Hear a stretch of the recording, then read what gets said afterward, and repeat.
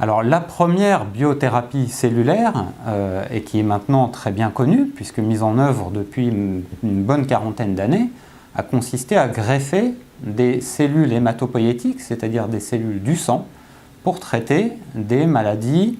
du sang, comme des leucémies, des lymphomes, des myélomes. Et donc on est amené tous les jours à greffer un certain nombre de patients qui est en attente d'une régénération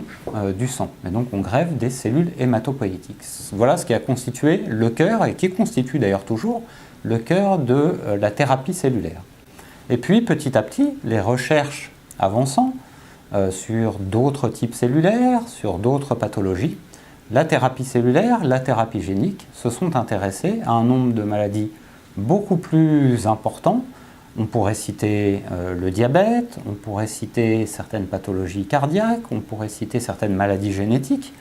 Et donc il y a un nombre comme ça de plus en plus important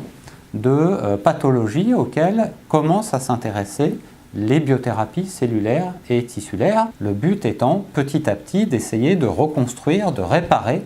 non plus un tissu liquide comme le sang, mais des tissus solides comme le cœur, le foie, le muscle et d'autres organes de ce type-là. On arrive petit à petit à refabriquer un certain nombre de bouts d'organes pour le moment, peut-être plus que des organes entiers, reconstruire, bioconstruire complètement un organe dans son entier relève encore aujourd'hui non pas de la science-fiction, mais d'applications qui ne sont pas tout de suite utilisables chez l'homme, mais petit à petit, oui, on arrive à commencer à refabriquer une certaine partie d'un certain nombre d'organes. Alors un médicament de thérapie innovante, c'est une nouvelle classe de médicaments qui n'a rien à voir avec le médicament tel qu'on connaît de façon assez classique, un médicament chimique comme du paracétamol ou comme de l'aspirine, mais qui est un médicament, avec le terme de médicament, et ce terme est important, qui est une classe qui comprend les thérapies cellulaires, les médicaments de thérapie génique et des médicaments qu'on appelle de tissue engineering ou d'ingénierie cellulaire et tissulaire, donc qui inclut à la fois des cellules et ce qu'on pourrait appeler des matrices, ou ce qu'on peut connaître aussi sous le nom de biomatériaux, c'est-à-dire une forme d'échafaudage. Qui dit médicament dit fabrication très particulière, fabrication très contrôlée, et fabrication qui doit être réalisée dans des environnements, dans des locaux, dans des organisations qui sont elles-mêmes extrêmement exigeantes. C'est la raison pour laquelle la PHP a souhaité mettre en place et mettre à disposition de l'ensemble de ses équipes, mais également d'autres partenaires et de collaborateurs, une plateforme qu'on appelle la plateforme de production de médicaments de thérapie innovante. Il y a un point majeur qui est finalement le continuum entre une activité qu'on va qualifier d'une activité de recherche et qui permet de faire avancer finalement les connaissances, et puis l'activité de, si ce n'est de prescription, d'utilisation chez l'homme.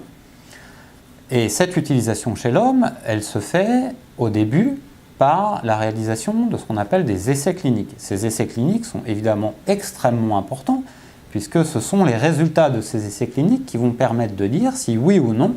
tel ou tel médicament qui a été utilisé est efficace. Et donc sans ces essais cliniques, évidemment, point de médicament à la fin. Alors ces essais cliniques sont réalisés dans des structures de la PHP, quel que soit l'hôpital de la PHP, puisqu'un hôpital X peut s'intéresser au diabète et un hôpital Y à un autre type de pathologie. Donc tous les acteurs de la PHP peuvent être intéressés par ces essais cliniques utilisant ces médicaments issus des biothérapies. Pour que nous puissions répondre à cette demande, il nous faut évidemment la possibilité de produire ces médicaments de thérapie innovante, et ces médicaments de thérapie innovante pour essais cliniques seront produits sur la plateforme Méhari. Alors dans le cadre de la recherche de financement, nous avons connu, puis été extrêmement soutenus par la Fondation pour la recherche de la PHP, qui s'est extrêmement investie et qui nous aide évidemment beaucoup pour la recherche de donateurs